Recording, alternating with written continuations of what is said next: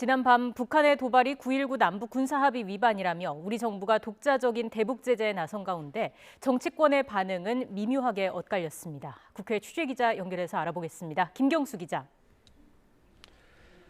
네, 국회입니다. 네, 밤사이 북한의 동시다발 도발을 두고 여야는 어떤 반응을 내놓고 있습니까?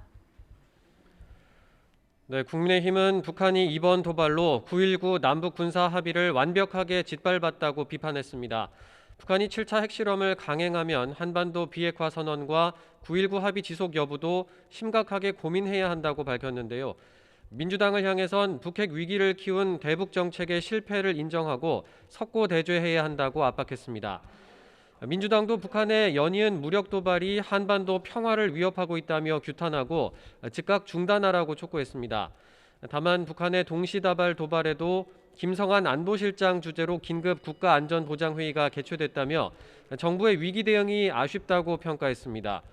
또 정부의 대북 독자 제재 역시 북한에 보내는 강력한 메시지가 될지는 의문이라고 밝혔습니다. 네, 또 어제 감사원이 서해 공무원 피격 사건 관련자들에 대한 수사를 의뢰한 것을 두고는 여야 입장이 또 첨예하게 갈리고 있죠. 네, 당시 정부의 사건 대응이 부실했고 조직적인 은폐, 왜곡 정황까지 있었다는 게 감사원의 판단인데요. 민주당은 이미 검찰 수사 중인 사안을 감사원이 기습적으로 수사 의뢰했다며 정치적인 쇼에 불과하다고 선을 그었습니다. 정권의 무능을 감추기 위한 파렴치한 정치 감사를 즉각 중단하기 바랍니다.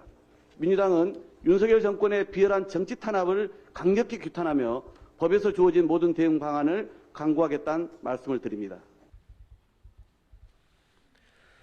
민주당 정치탄압대책위원회도 기자회견을 열고 감사원 중간 감사 결과 발표는 근거가 부족하고 절차도 어겼다며 고발 조치와 함께 국정조사도 추진하겠다고 밝혔습니다.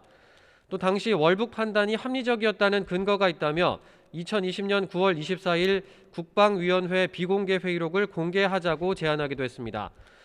반면 국민의힘은 서해 공무원 피격 사건의 실체적 진실이 드러났다며 감사원에 힘을 실었습니다.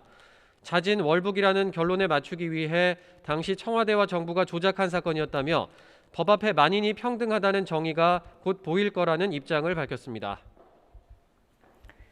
마지막으로 오늘 국회 국정감사 소식도 전해주시죠. 네, 오는 24일까지인 국회 국정감사가 이제 반환점을 돌았습니다. 오늘은 국토교통위와 정무위원회 등 모두 12개 상임위에서 국정감사가 진행됩니다.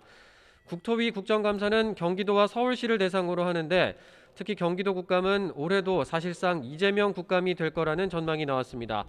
오늘 국감에서도 이재명 대표가 도지사 시절 백현동 의혹과 관련해 국정감사에서 허위 발언을 했는지를 두고 시작부터 여야가 신경전을 벌이기도 했습니다. 한편 국민의힘은 국회 국방위원인 이재명 대표가 방산 주식을 보유해 이해충돌 방지 의무를 어겼다며 오늘 국회 윤리특별위원회에 이 대표를 제소했습니다. 지금까지 국회에서 전해드렸습니다.